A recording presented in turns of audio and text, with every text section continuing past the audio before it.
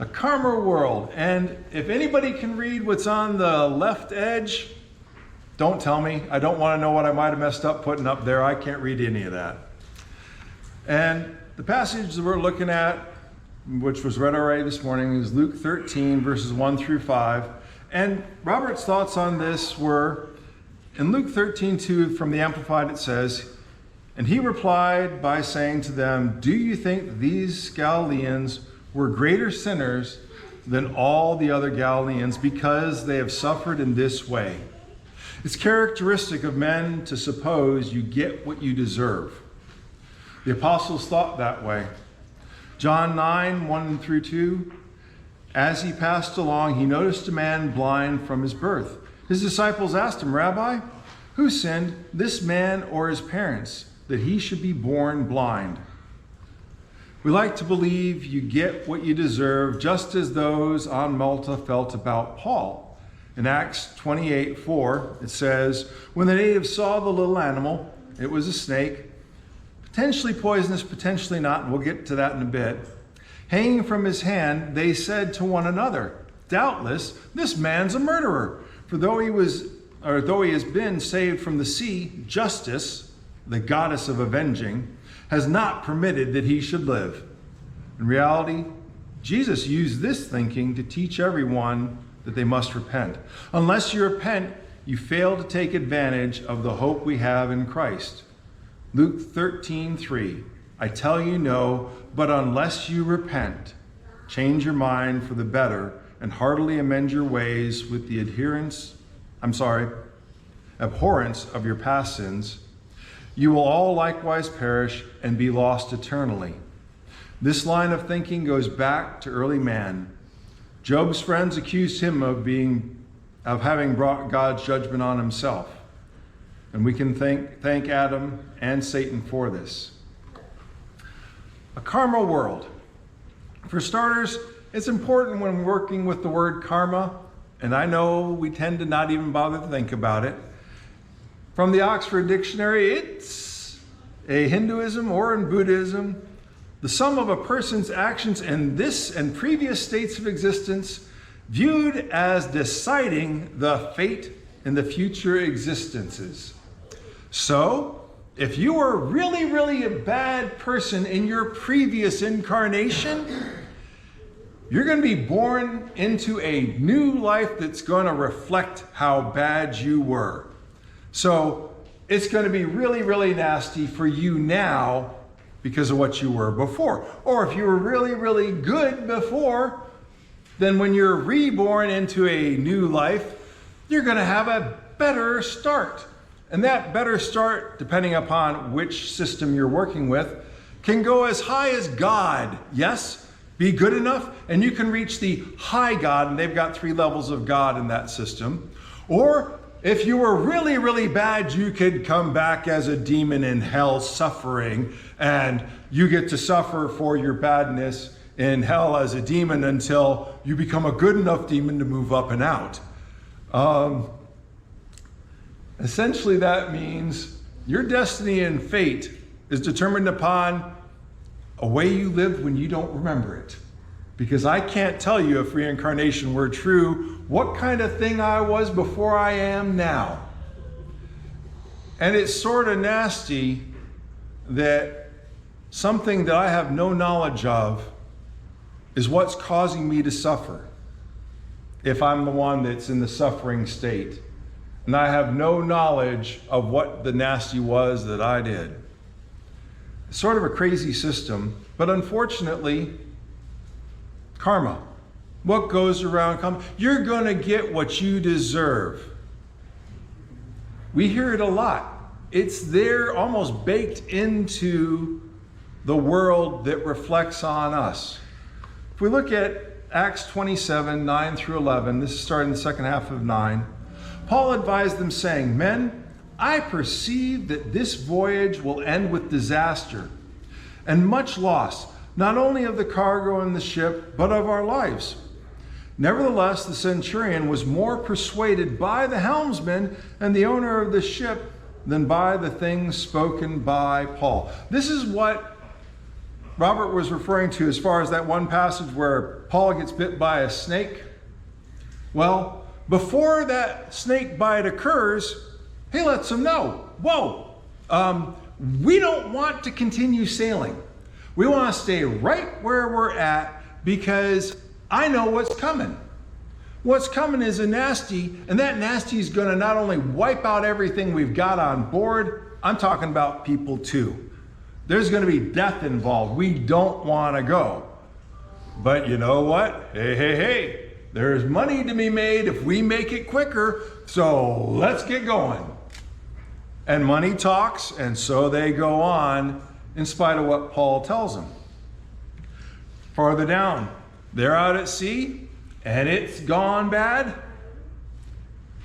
And as day was about to dawn, Paul implored them all, take food, saying, today's the 14th day. You have waited and continued without food and eating nothing. Therefore, I urge you to take nourishment, for this is for your survival. And okay, I'm going to go ahead and flip over. Don't read the second part there. Since not a hair shall fall from the head of any of you. They've been at sea. They have not been eating because they're trying to survive.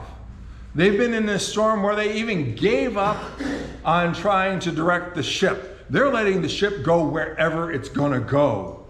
They're just trying to not die at this point. And every moment of every waking hour, there is no sleeping hour hardly. It's only when you pass out and somebody holds on to you and makes sure you don't go overboard. They're just trying to live. And Paul's saying, whoa, it's 14th day. Have courage, eat. God's going to get us out of this. But he gives some qualifications. All of us. However, okay, let me fill in the rest of this, all of us business. Because at one point in time, some of the Romans decide, hey, we got this skiff over here. This ship's going to go down. We'll get in the light one and we're going to make for land by ourselves. All of us together doesn't mean you by yourselves. It means all of us together. I told you this storm was coming, and now I'm telling you all of us together. That's the part that the people on the island of Malta didn't know about. So when they see this shipwrecked crowd and they're coming to help them out, it's like, wow, the gods, plural, because they didn't believe in God of Christianity. They believed in every god they can think of. Save these people. Thank the gods that these people were saved. Except that guy. Snake just bit him, came out of the fire. Doesn't matter that on Malta, there's only 4 types of snakes. And only one of those snakes is poisonous. That's the cat snake. Although the leopard snake is pretty cool and nasty looking, it would be the cat snake if it was going to poison him. Oh, by the way, you can't poison somebody with a cat snake. There's not enough poison in it. But we're not talking about the reality. We're talking about what they were thinking. The gods know how evil this man is. And even though he survived, the gods, justice in particular, goddess, is going to make sure he doesn't live. And as you see now, however, they expected him to swell up and suddenly fall down dead, knowing what kind of snakes they had on the island. They knew full well. You get bit by the cat snake? Okay, it's annoying. It's poisonous. Yeah, your body doesn't do well with it, but as a human, it's going to have to bite you like 10, 12 times before you're going to die from it. One little itty bitty cat snake biting you won't kill you. No, it wasn't the snake that was going to kill him. It was the god Justice that was going to make sure this murderous person didn't get away with it. Because that's what they saw in a karma world. Just because you escaped your destiny, your justice, doesn't mean you're ever going to get away from it. Because the bad get their punishment immediately. How many people died under Hitler? How quick did that justice come? I could name off many people who've been in our news recently and the heinous things they have done in their life. What were they? Billionaires doesn't even describe it for some of them. Like karma really works. And you got to remember, Paul warned them, don't set sail. Paul is the one that said, hey, everybody, all of us are going to make it if you listen. Eat now, take heart, we're all getting through this. Every one of them lived. If it was a karma world, he wouldn't have been bit. It had been somebody else who was nasty, like the two guys that were, or how many other guys it was that were trying to escape on the skiff. They'd have been the ones being bit for trying to get away and save their own skins and let everyone else die. In a karma world, if you've been the good person, you're the cat. And if you've been the bad person, you're the mouse. And truth is, I don't know if the cat's playing with the mouse or imitating the mouse, because the mouse is there, and the cat's there, I'm watching you though, because you're dinner. In a karma world, you're good. You're in control. And good things are going to come. Tell me, if you knew doing good was going to get you better off right now, would you do it? If I give somebody $100, karma says, I'm going to get that back and more. I'm going to take my whole bank account and give it all away right now. Except I don't have a bank account, Vicky has it. But give me $12,000 to give away. I will so give away $12,000 because I know I'm going to have 24. And when I get that 24, I'm giving that away until I get to the million. I mean, duh. If that's how it works, everybody'd be good because awesome is just around the corner. And everybody who's nasty, we wouldn't have to worry about. You don't need a justice system when karma is in effect. You committed murder, oh, ho, ho, ho, are you going to get it? Is that how it works? No, and we know it. Unfortunately, many who've grown up in this karma world mindset feel trapped and confused. Because while they'll hear what goes around comes around and they're going to get theirs, they don't see it happen. And when they try to do the good that's going to get them ahead, they can't catch a break. And we already know what the flip one is that you hear. No good deed goes unpunished. Boy, have I been jack-slapped by that one. Except, is it really punishment? Or is it because we live in a sinful world? And some people take offense at goodness because they're upset because how it really makes them feel. A lot of times that's what you call a bully, because they don't like that you've got what looks like a good family situation, because I don't see you coming to school with the cigarette burns on your arms. That was the guy that sat behind me in school. Funny thing was, we didn't become best friends. I beat the tar out of him one time. That was a bad thing. But he was being a bully, so I did what I did. But after that, he sat in front of me, actually, not behind me. His name was Leslie Williams. And yes, he did have the burns on his arms. So he sat in front of me. I don't know why I was put at the back. It was alphabetical, I guess, except Williams and Kelly are nowhere near each other. I hand my math paper forward. He said, you got a pencil? Sure, I got a pencil. I hand him a pencil. You got a piece of paper? Sure, I got a piece of paper. He starts copying it all down, and then he hands it forward along with my paper. And the teacher could see this going on. It wasn't as though I was trying to cheat. He just asked for each of these things. I gave it to him, not knowing what he was about to do. And the teacher comes along collecting it, and you could see he was thinking the whole time. And when he got to our row, he looked at it. He goes, "Leslie, did you just copy Richard's paper?" And Leslie back there, "Yes, I did." Oh, the other thing. Leslie's 17 years old, and I am a 9th grader. A little bit of an age difference there. Teacher looks at Leslie, looks back at the paper, looks at Leslie, looks back at the paper, takes out his red pen, A, hands it on back. And everybody in the class, "What in the world? How in the world is he getting A? He didn't even do the work." Teacher says, "Whoa, whoa. This is my 3rd time teaching Leslie in this math class. After the 3rd time, he's going to go forward automatically anyway. That's how we do it here in New York. This isn't New York, obviously, but it was there. This is the first time Leslie's done any kind of work. I am thrilled. Any day you're willing to copy Richard's paper, you copy that whole thing, I'm giving you the A because you've made an effort.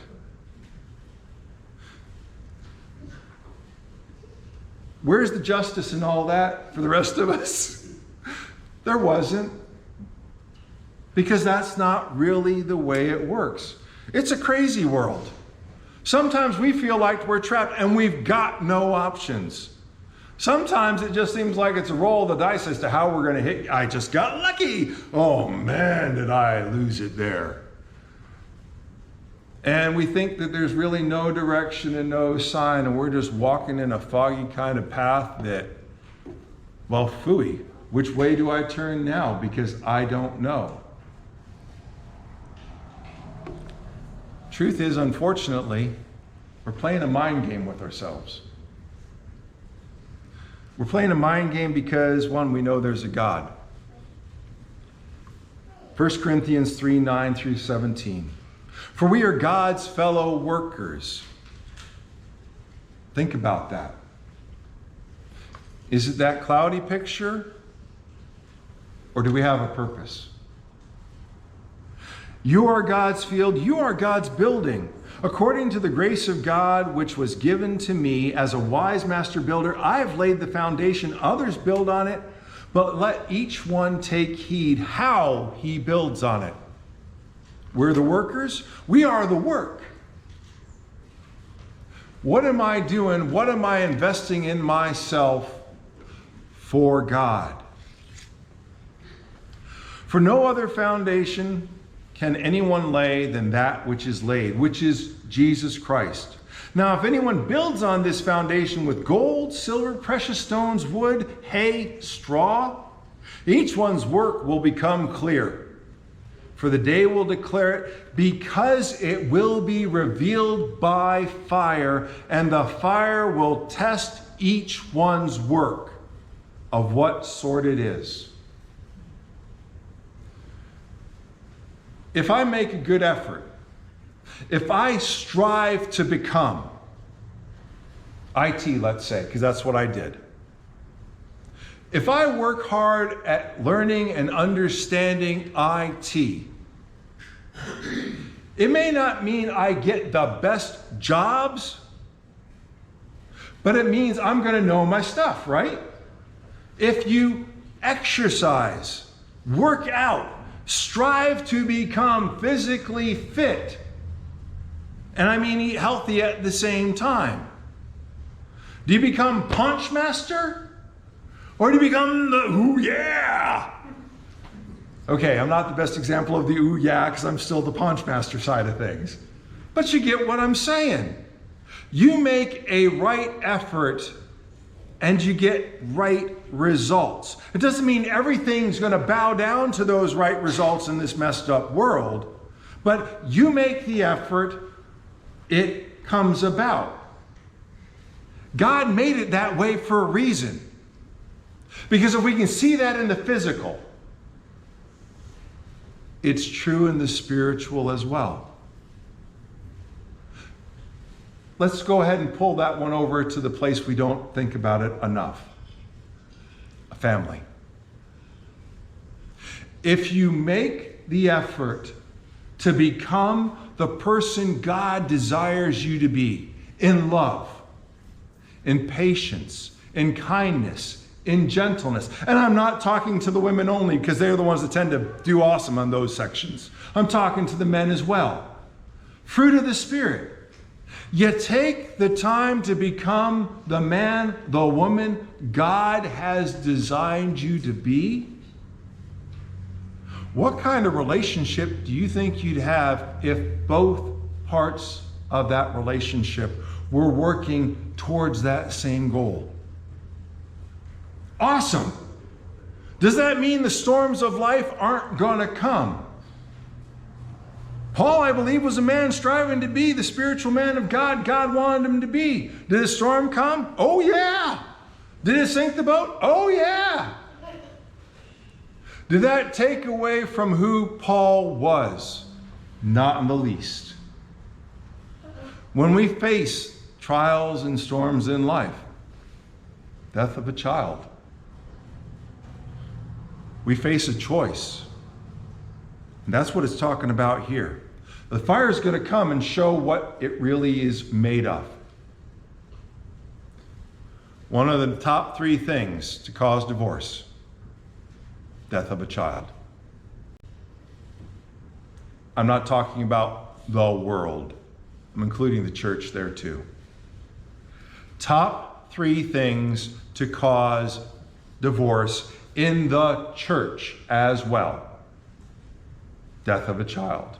What are you made of? Continuing, if anyone's work which he has built on endures, he'll receive a reward. If anyone's work is burned, he will suffer loss, but he himself will be saved, yet so is through fire. And I want to put in the qualifier here, because where did this start about the building? On the foundation. Not building off in left field, nowhere near the foundation. Building on the foundation. And you saw those materials. Not all those materials were phenomenal. Some of those materials were pretty They're going to go down in a fire. You put on hay? Yeah, that's going up in flames. Gold is probably going to melt. Okay, Paul might not have been the master builder in that respect. But build on the foundation, even making that lame effort is still building on the foundation. You strive for God even weakly, it's going to be shown for what it is. But striving for God was the point. It doesn't say anything about building off of the foundation. Because truth is, if you build off the foundation and it's all burned up, you got nothing to stand on. Oh, and we're going to come to that one. Remember though, revealed by fire, keep that fire in mind, because it's going to come up in a bit. Do you not know that you are the temple of God and that the Spirit of God dwells in you? If anyone defiles the temple of God, God will destroy him. For the temple of God is holy, which temple you are. We're making a choice. We're making a choice because, as it says here, we have the indwelling of the Holy Spirit. God knows who we are in every way, shape, form possible. And that's not always a comfortable way to think about life. Because I'm not perfect. Who knows best how to straighten me out? God. Why? Because he knows me. Knows me all the way. If I need straightening out, which is better for me? To go along with what at one point in time was 280 pounds of pudge? Or to go through whatever it takes to get that weight eventually off? If I don't sleep properly on my side when I was at 280, I don't breathe. Lay down on my back and the breathing stops. Because my gut was heavy enough to push up into my lungs. The way I had developed my breathing when I was younger, you'd hear me just stop breathing. And I would sometimes wake up realizing I'm not breathing. And then you say,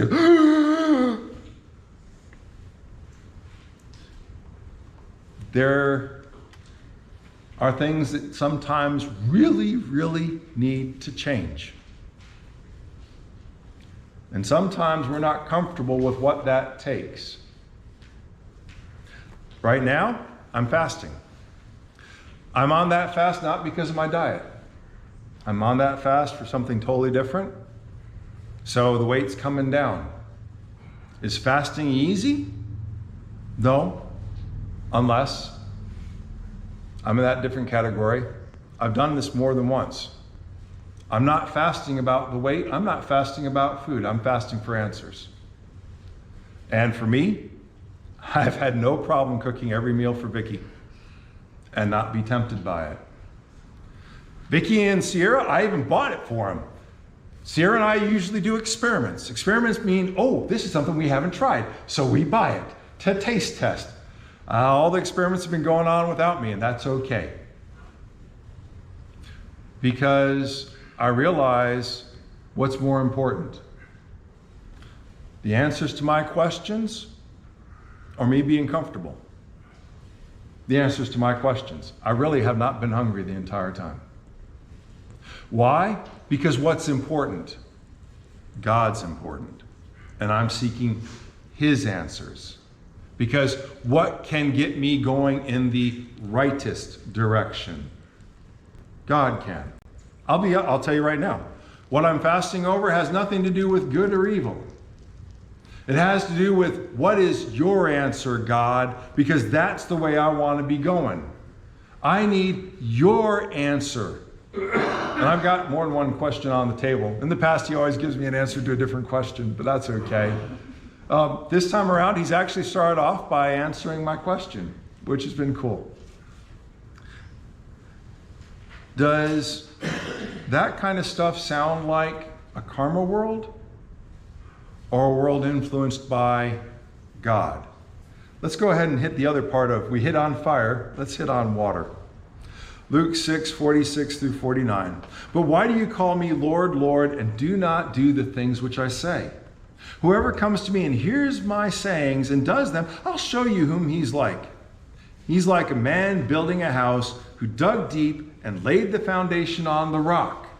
And when the flood arose, the stream beat vehemently against the house and could not shake it, for it was founded on the rock. But he who heard and did nothing is like a man who built a house on the earth, not building on the foundation, building it over there, without a foundation. Okay, it said there in the verse, I should have kept reading. Against which the stream beat vehemently, I can never pronounce that word right. And immediately it fell, and the ruin of that house was great. Flood, fire. You catch that one? Genesis. God destroyed the world with a flood. And he said, next time, it's coming with fire. There's a Genesis concept here. What was the world seeking to follow when the flood came? It's all about me. If I build my life all about me, that marriage comes tumbling down if it's not built on a foundation of God. Let me take you back one more, real quick. When we had Alexis with us, it wasn't too far into having Alexis with us, Vicki lost her job. Oh, one of those other top 3 things that cause a divorce in a marriage. And she even knew it was coming about a week ahead of time. And she says, Rich, what are we going to do? And I said, well, what do you want to do? She said, well, Alexis has got some special needs. And what's our budget look like? To the penny, I believe we can last exactly 2 years eating up everything we've got in savings before we have to have you working. She said, okay. I want to be a stay-at-home mom for Alexis these first 2 years to give it everything we can. I said, no problem. So she went in that day and was fired. And she's like, fine. And no problem. And they go, why aren't you crying? You told me I'm fired. There's no job. You told me why there's no job. Because there's no money. The faculty who was doing this research just up and left to Canada overnight. So there's no faculty, there's no research, there's no job. Okay. But your coworker is bawling and doesn't know what she's going to do, blah, blah, blah. She says, okay, I can't control that. Somebody was a work wife. I'm married to my husband. And he and I talked, and we're set. I don't need your job. Thank you. And she walked out. And for the next 2 years, she stayed home and dealt with all the medical issues of going to the doctors, trying to find out what the infection was that Alexis had, dealing with the fact that she couldn't do a productive swallow, so going through the physical therapy. And we'd see like 4 doctors, or she saw 4 doctors a week. To the day. She started applying for jobs 1 month ahead of time. She got the job the day we needed it. Not because of karma, but because when you build on the rock, God is there for you. He is our answer when we make him our God, which was a big overtone of where this all started. It's not a karma world. And I didn't get all the way to the end of my slides because I get to talking way too much in the middle. But we each make a choice. We choose to build with God because we are his co-workers. And who are we building? Ourselves. And how awesome can that building be? That's up to us. If we make him our God and we make that golden level of effort with him, he's going to produce an awesome building with us. It begins with taking his son on in baptism, but that choice continues daily. If you need to take his son on in baptism or you need the prayers of the church, you're more than welcome to come as we stand and